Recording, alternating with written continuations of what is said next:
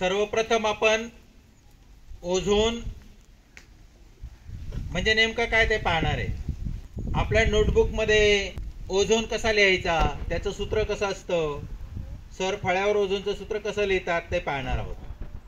कुत्रा माहिती आहे तुम्हाला? बसलेला कुत्रा, बसलेला कुत्रा माहिती आहे? अच्छा, कुत्रा जेव्हा बसतो ना तेव्हा त्याचं जे शरीर असतं ते शरीर म्हणजे ओ, आणि शेपूट केवढी असते त्याची, छोटी असते की नाही, तसं तिथे लिहायचा 3, O3 म्हणजे O3। ओ मोठा कुत्र्याच्या शरीरासारखा आणि शेपूट लहान तीनासारखी म्हणजे O3। असा आपण काय लिहितो? ओझोन लिहितो। म्हणजे ओझोनचे 3 अणू, एक O पुन्हा एक O पुन्हा एक O असे 3 अणू एकत्र येतात तेव्हा तो O3 तयार होतो। सरांनी सांगितलं की ऑक्सिजनचं नेहमी काय होतं? विभाजन होत जातं। ऑक्सिजन म्हणजे O2, त्याचं विभाजन झालं की नवजात अणू तयार होतात O।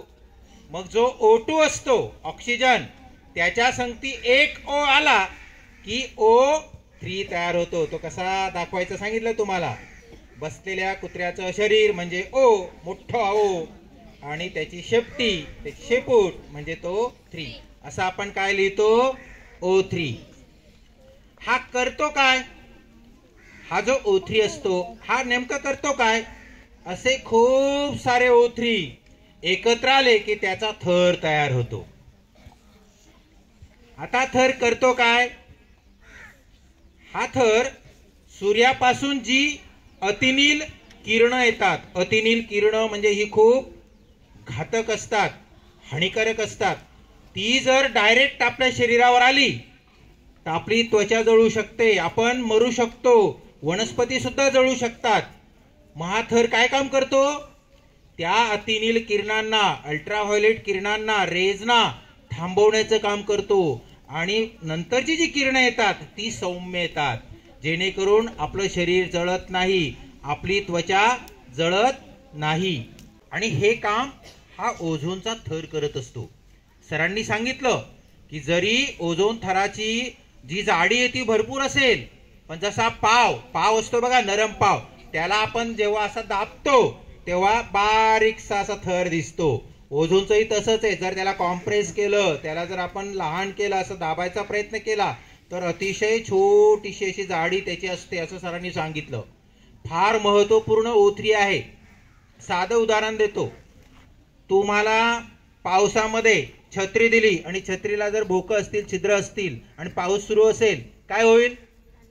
बरोबर आहे, पाऊस त्या छत्रीला असलेल्या छिद्रांमधनं येईल आणि तुमच्या शरीरावर पडेल, म्हणजे पावसापासून आपलं संरक्षण होणार नाही। तसं या ओझोन थराचं आहे। या ओझोन थराला जर छिद्रे पडलीत तर सूर्यापासून येणारी अतिनील किरणं ही डायरेक्ट आपल्या शरीरावर पडतील, डायरेक्ट या पृथ्वी तलावर येतील, वनस्पतींवर ती किरणं पडतील, वनस्पतींची पानं जळतील, हळूहळू वनस्पती जळेल, आपली त्वचा सुद्धा जळेल। उन्हाळ्याचे दिवस आहेत आणि दुपारी तुम्ही बराच वेळपर्यंत उन्हात उभे आहात, काय होईल? आपल्याला असं जळाल्यासारखं वाटेल, तापल्यासारखं वाटेल, बरोबर की नाही? आता ओझोन थर त्या किरणांना थांबवतोय तरी, आणि जर छिद्रच पडलं तर त्याहून अधिक त्रास आपल्याला होईल। म्हणून उन्हात आपण जास्त जात नाही। एखादं गोरं कुणी असेल, ते पिक्चर मधलं गाणं ऐकलंय ना, धूप में निकला न करो रूप की रानी, गोरा रंग काला न पड जाए, बरोबर की नाही? असं आपण ओझोनचा थर असताना म्हणतोय, आणि जर त्याला भोकं पडली तर प्रचंड असा तापमान पृथ्वीचं असणार आहे आणि आपण जळून खाक होणार आहे। एक सोपं उदाहरण देतो तुम्हाला। आपण पाणी तापवलं, पाणी तापवतो की नाही, पाणी उकळवलं, चांगलं उकळवलं, आणि त्याच्यासोबतच दूध गरम करायला ठेवलं, प्युअर दूध आहे, दूध गरम होतोय, गरम झाल्यावर काय होतं? उकळल्यावरती ते उतू येतं बघा, आणि तिथे ना एक थर तयार होतो, मलई, त्याला थरी म्हणतात. थरी म्हणतात की नाही. आता इकडे पाणी उकळून ठेवलंय, त्याच सोबत इकडे दूध पण उकळून त्यावर थरी जमा झाली, दोघं काम सोबत केलेले. तुम्हाला प्रश्न आहे, पाणी लवकर थंड होईल की दूध लवकर थंड होईल? पाणी. का बरं रे? तो जो थर आहे ना, तो थर बाहेरच्या तापमानाला मध्ये येऊ देत नाही. दुधावरती जो थर जमा झाला आहे ना, तो बाहेरच्या तापमानाला मध्ये येऊ देत नाहीये. आणि म्हणून मध्ये तो येऊ देत नाहीये, म्हणजे बाहेरचं वातावरण थंड असो की उष्ण असो, मध्ये तो येण्यापासून त्याला थांबवतोय. आणि म्हणून मधल्या तापमानावर परिणाम होत नाही, ते जास्त असो की कमी असो.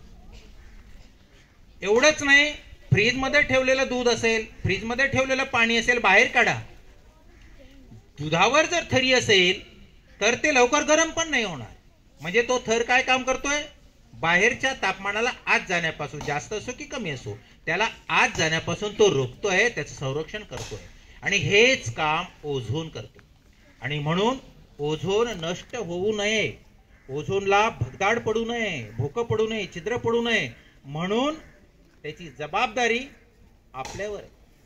ते काम आपल्याला करायचं आहे. जास्तीत जास्त वृक्षांची लागवड आपण केली पाहिजे, ज्याच्यातून ऑक्सिजन बाहेर येईल आणि या ऑक्सिजनचा संगती संयोग होईल, मिलन होईल आणि O3 तयार होईल, ओझोन तयार होईल. फ्रीज, बहुतेक फ्रीज आता CFC फ्री आहेत, क्लोरोफ्लोरोकार्बन मुक्त आहेत.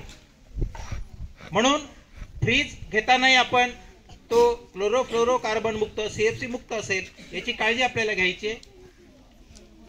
वातावरणामध्ये कमीत कमी प्रदूषण कसं होईल यावर आपल्याला विचार करायचा आहे. एखाद्या वाहनाने जर आपल्याला प्रवास करायचा असेल, त्या वाहनासोबत जर आपल्याला कोणाला नेता आलं तर ते जरूर न्यायचंय, नाहीतर त्यालाही दुसरं वाहन वापरावं लागेल, डबल प्रदूषण होईल. म्हणून कमीत कमी वाहनाचा वापर आपण केला पाहिजे. या सर्व गोष्टींचा विचार जर आपण केला तर नक्कीच ओझोन थराला भविष्यामध्ये कुठल्याही प्रकारचं भगदाड पडणार नाही, यासाठी आपला प्रयत्न झाला असं आपल्याला म्हणता येईल. मुलांनी जे काम केलंय ते महत्वाचं काम म्हणजे मुलांनी पत्र लिहिले. सर, पत्रांचा तो मंच दाखवून ठेवला. तर मुलांनी जी पत्र लिहिलेत, साधं पोस्ट कार्ड लिहिलंय पिवळ्या रंगाचं, ते 50 पैशाला मिळतं, रुपयाला 2 मिळतात. जे आंतरदेशीय पत्र आहे ते 1 रुपयाला 1 मिळतं. मुलांनी छान छान ओझोन थर वाचवण्यासाठी, ओझोन वर नियंत्रण आणण्यासाठी जे जे जे काही त्याच्यात लिहिलेलं आहे ते अतिशय सुंदर आहे. ज्यांनी ज्यांनी लिहिलंय त्यांच्या नावाने सर्वांनी जोरदार एकदा टाळ्या वाजवायच्या. हे पत्र आपण कलेक्टरनाही देणार आहोत, हे पत्र आपण गट शिक्षणाधिकारी यांनाही देणार आहोत, वेगवेगळ्या शाळांना देणार आहोत, पोस्ट ऑफिस, बँका यांना देखील देणार आहोत. या पत्रांवर आपण मागच्या बाजूला वनवासी विद्यालयाचा शिक्काही मारणार आहोत. आणि तुम्ही एक चांगलं काम केलंय, काही का असेना, थोड्याफार प्रमाणात का असेना, या ओझोन नियंत्रण दिनाच्या बाबतीमध्ये जो काही मेसेज लोकांपर्यंत पोहोचवायचा आहे, यासाठी आपण सर्वांनी जो काही प्रयत्न केलेला आहे तो अतिशय उल्लेखनीय आहे.